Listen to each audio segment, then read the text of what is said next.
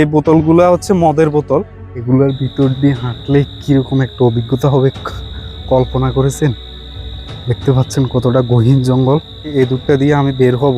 সমুদ্রের পাশে একটা ভূতের বাড়ি, এখন এই পাশটা দিয়ে যেতে হবে। আমি এই দিকটা থেকে আসলাম, তারা এখানে গাড়ি নিয়ে আমার জন্য অপেক্ষা করতেছে। এইদিকে বিশাল বাগান। আসলে সব সময় শুধু সাগরের পাড়ে ঘোরা হয়, কিন্তু বাগানে কখনো ঘোরা হয় না। আমরা আসলে শুধু সাগর পাড়ে ঘুরি, কিন্তু বাগানে ঘুরি না। একদিন প্ল্যান করবো যে আসলে বাগানের ভিতরে ঘুরবো। আসলে বাগানের ভিতরে জঙ্গলগুলো কিরকম, ওই পাশে কত দূর আমি জানি না, ওদিকটা অনেক দূর, এখন যাব না। এদিকে দেখতে পাচ্ছেন প্রচুর গাছের গাছের শিকড়। এই গাছগুলা ভেঙে গেছে নদী ভাঙনের কবলে। গাছগুলো জোয়ারা বেশি চলে গেছে। দেখতে পাচ্ছেন কি পরিমাণে নদী ভাঙছে। এদিকে দেখতে পাচ্ছেন প্রচুর বাগান এবং বাগানের গাছগুলো ভেঙে একাকার হয়ে গেছে। সো সূর্যমুখীর একেবারে দক্ষিণ পাশে চলে আসলাম। এদিকে বাগিনে এখান থেকে লাফ দেবে, উঠছে ছবি উড়ানোর জন্য। দেখা যাক লাফ দিতে পারে কিনা। পিছনে, আমার পিছনে দেখতে পাচ্ছেন বিশাল জঙ্গল। জঙ্গলে ঘুরবো। দেখতে পাচ্ছেন বিশাল জঙ্গল এবং পাশে সমুদ্র। এই পাশটাতে আপনারা দেখতে পাচ্ছেন বিশাল সাগর, সমুদ্র, এবং এই পাশটাতে দেখতে পাচ্ছেন একটা ভূতের বাড়ি সমুদ্রের পাশে একটা ভূতের বাড়ি। আমার মনে হয় এখানে কেউ থাকে। পিছনটাতেই ছিলাম, খুবই সুন্দর একটা গছ ছিল সাগর পাড়ে। এই ঘরটা আমার কাছে খুবই ভালো লাগছে। রেস্ট নেওয়া যায়, আমার মনে হয় অনেকে রেস্ট নেয় এখানটাতে বিশাল জঙ্গলের ভিতরে বালি রয়েছে। এখানকার বেশি গাছগুলো কেওড়া, ধরেন হাতিয়ারে কাজির বাজার থেকে একেবারে নিমতলি পর্যন্ত হচ্ছে বিশাল প্রায় বাগান। খাল পার হয়ে অনেক বিশাল একটা বাগান। এখন এই পাশটা দিয়ে যেতে হবে। দেখতে পাচ্ছেন এরা গেছে। আসলে জঙ্গলের ভিতরে হাঁটলে অন্যরকম একটা অভিজ্ঞতা, কারণ সাগরের কিনারা অনেকবার হাঁটা হয়েছে আমার, জঙ্গলের ভিতরে হাঁটা হয় না। জঙ্গলের ভিতরে হাঁটতে অন্যরকম একটা প্রশান্তি। আসলে জঙ্গলের ভিতরে অনেক সময় অনেক কিছু পাওয়া যায়, যে এগুলোর কারণে আমরা অনেক সময় অনেক আইডিয়া নিতে পারি। যেমন আমি একবার নিজুম দ্বীপের একটা জঙ্গলে আমি একটা বোতল দেখতে পেলাম। ওই বোতলগুলা দেখে আমার একটা হয়েছে যে এই বোতলগুলা হচ্ছে মদের বোতল। সো মদের বোতল বলতে এগুলা হয়তো বাংলাদেশে নাই, ওগুলো হচ্ছে বিদেশি।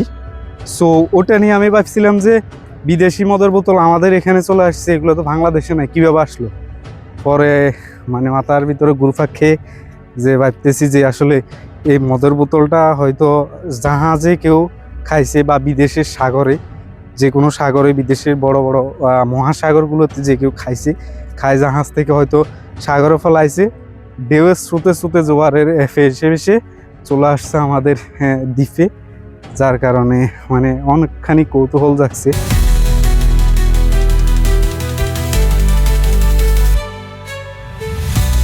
এই ফুলটা দেওয়ার কারণে মোটামুটি খাল পেয়ে মানুষ বাগানে ঢুকতে পারবে। আসলে বাগানটা অনেক বিশাল। সো এদিকে দেখতে পাচ্ছেন বিশাল জঙ্গল, এদিকে হচ্ছে সাগর। আমি যদি আপনাদেরকে আমার হাতের সামনে দেখাই, দেখতে পাচ্ছেন কতটা নিরিবিলি, কোনো মানুষ নেই, কতটা নিরিবিলি জঙ্গল। এই যে দেখতে পাচ্ছেন একটা ফুল, এই ফুলের ভিতরে দিয়ে সমুদ্রে যেতে হয়। এইদিকে দেখতে পাচ্ছেন দূরে আঁকা বাঁকা গহীন জঙ্গলের ভিতরে ঢুকতে হয়। এইদিকে দেখতে পাচ্ছেন এখান দিয়ে, এই দুধটা দিয়ে আমি বের হব।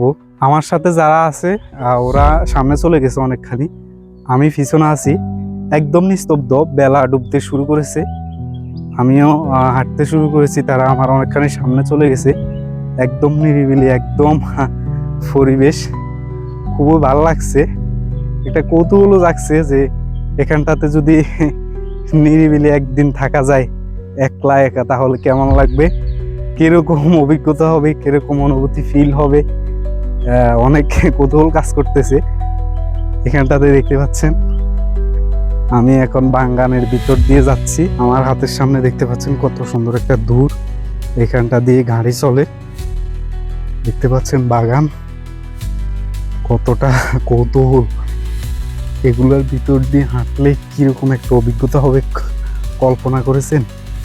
দেখতে পাচ্ছেন কতটা গহীন জঙ্গল।